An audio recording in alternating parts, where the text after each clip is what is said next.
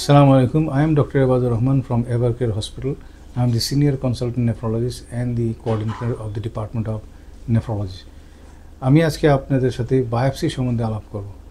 Biopsy আমাদের কিডনির প্রায় সবগুলো ডায়াগনোসিসই দিতে পারে, কিন্তু বায়োপসি নিয়ে অনেক মানুষের ভয় ভীতি। অনেকেই মনে করে এটা শুধুমাত্র ক্যান্সার পেশেন্টের জন্য করা হয়, কিন্তু আসলে বায়োপসি কিডনির জন্য একটি অত্যন্ত মূল্যবান ইনভেস্টিগেশন।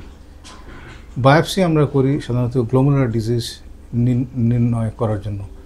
বায়োপসি করার জন্য আমরা আল্ট্রাসাউন্ড গাইড ইউজ করি। এই জন্য এটাতে কোনো দুর্ঘটনা হওয়ার সম্ভাবনা খুবই কম। প্রায় 10,000 কেসের মধ্যে একটাতে দুর্ঘটনা হতে পারে। মাইনর কমপ্লিকেশনগুলো বায়োপসিতে হতে পারে, সেগুলো কোনোটাই কোনো লং টার্ম ইফেক্ট রাখে না।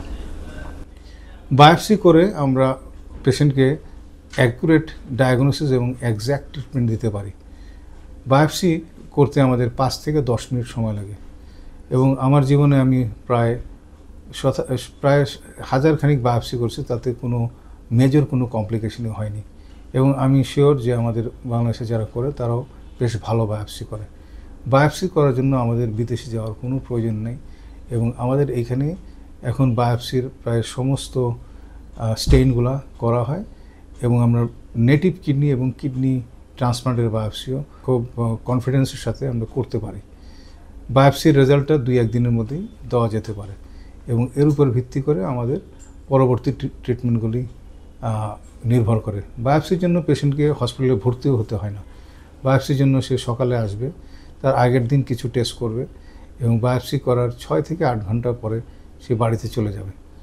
এবং যেসব পেশেন্টের অলরেডি হসপিটালে ভর্তি আছে সেটার জন্য অন্য কোথাও, অথবা পেশেন্ট যদি খুব খারাপ অবস্থায় আসে সেই ক্ষেত্রে আমরা ভর্তি রাখি। কিন্তু ওয়াকিং পেশেন্ট অথবা আউট পেশেন্ট বেসিসে আমরা খুব অনায়াসেই বায়োপসি করতে পারি।